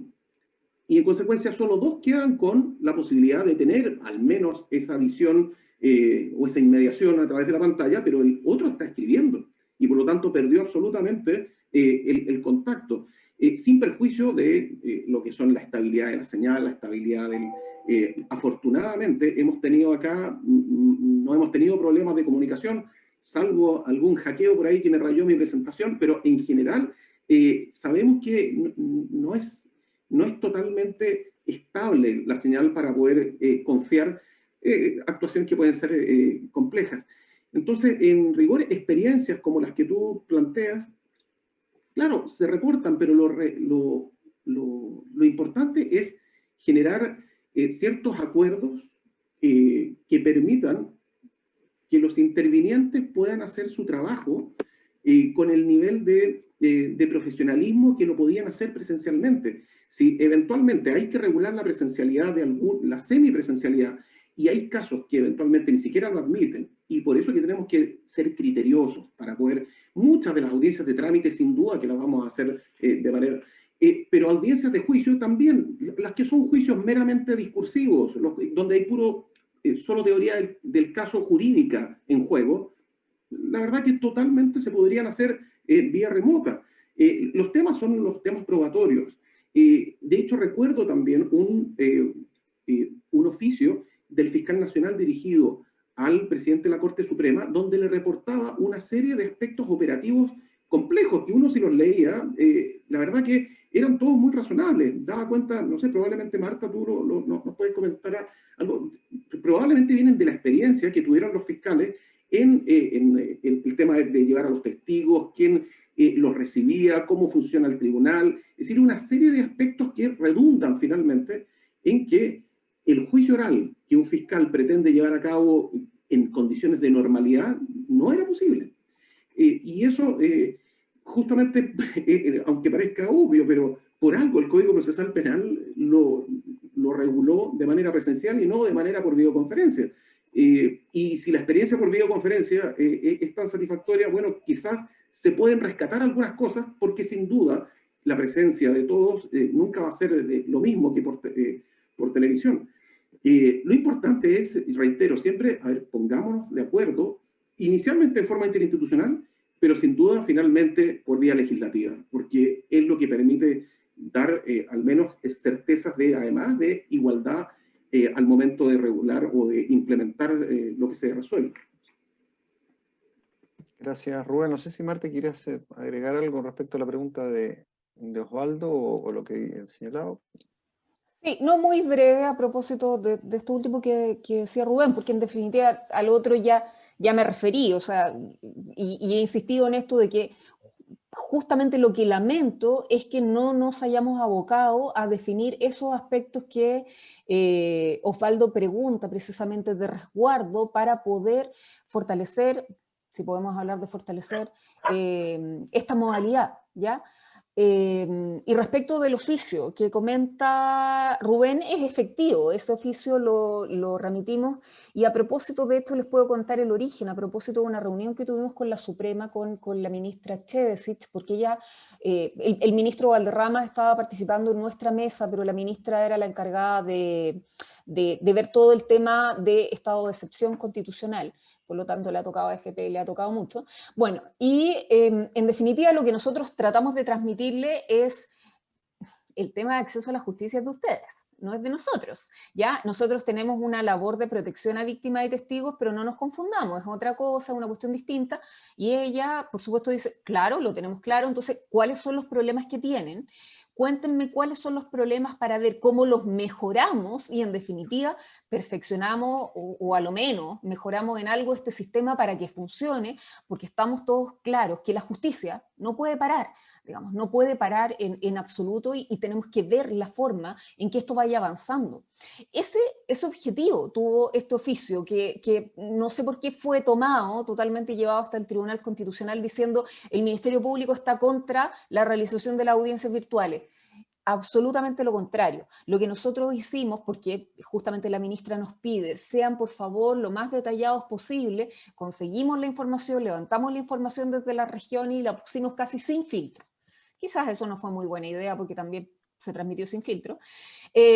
Así que ahí nos equivocamos un poco, pero justamente la idea era, vamos, tenemos que hacer esto, tenemos que hacerlo por el sistema y como sistema.